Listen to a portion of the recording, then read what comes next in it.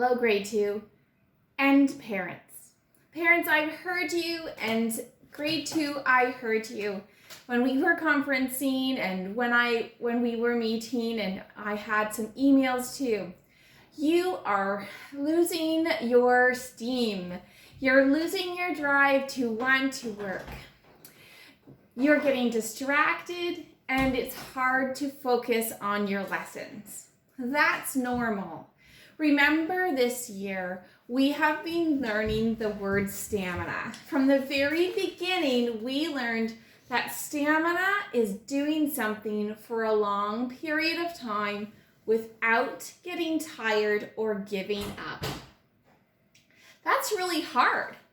It's really hard to do, especially this week, I'm thinking, because of how beautiful it is outside. At first, when we were learning from home, it was a little bit exciting because we didn't know what was going on. But now that we have been learning from home for a number of weeks, it's getting a little old and we're losing interest in our lessons. Now, some of us are doing great because we're really excited about our lessons. But that's not everyone. I want us to take a time right now to ask ourselves this big question. Why?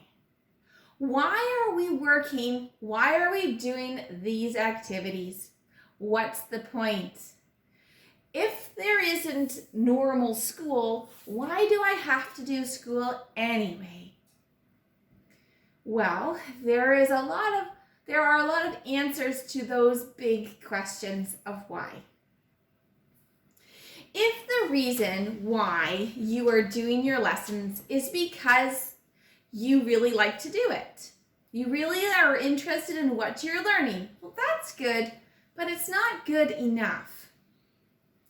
If you are doing your lessons and activities just because your mom and dad or your teacher, Mrs. Bosch, or Mr. Hessman and other teachers are telling you to, that's good, but not good enough either. I want to read you a Bible verse. It's from Colossians. Colossians 3:23 says, "Whatever you do, work at it with all your heart, as if working for the Lord, not for human masters." What does that mean? That means it's not good enough to be working for people because that's not actually what you're doing. Whatever you do, you need to be doing it because you're doing it for God. Not because He says you have to. You have to do your work because you want to use your body, use your mind in a way that you can serve God in His world better as a thank you to Him for all that He has done. God has asked us, commanded us to care for His world. And so when we are learning about animals, it's pretty cool to find out what are these animals' amazing traits are and how God has made them in each unique way. But what's more, the big reason why we are learning about animals is so that we can do what God has asked us to do, and that is care for God's animals and their habitat. And in order to do that best, we get to learn about them. What about your math? What's so good about learning about fractions and multiplication and division? Well, it helps us to be more fair in dividing, to do a fair share, or to understand what's around us, why we do things. So this week is going to be a hard week for you to focus. But I want you to remember the reason why we are doing these things is not because your teacher told you to, not because you really enjoy it, but because you are doing your work as a thank you to God for all that He has done for you. Now, I have sent your parents an email with this Bible verse, with the stamina chart, and with a stamina chart that helps you to track how long you are able to work. Use your gifts. How are you going to do that? How are you going to build your stamina? Use the things that you really enjoy doing. Use it as a thank you, as a praise and worship to God after you have met your goal. Set a goal at the beginning of the week, but after you have met your goal of how long you are working, give yourself a reward. Celebrate that you were able to meet your goal. I know, Timo, you love to do things outside and have wonderful adventures. So if you have met your goal, Timo, building your stamina to a certain time, then go out and play for a short time and come back in and do your next activity. Stamina that we were learning about is not only talking about reading to yourself. It can be applied to any subject area. I know some of you like to do activities like getting up and running.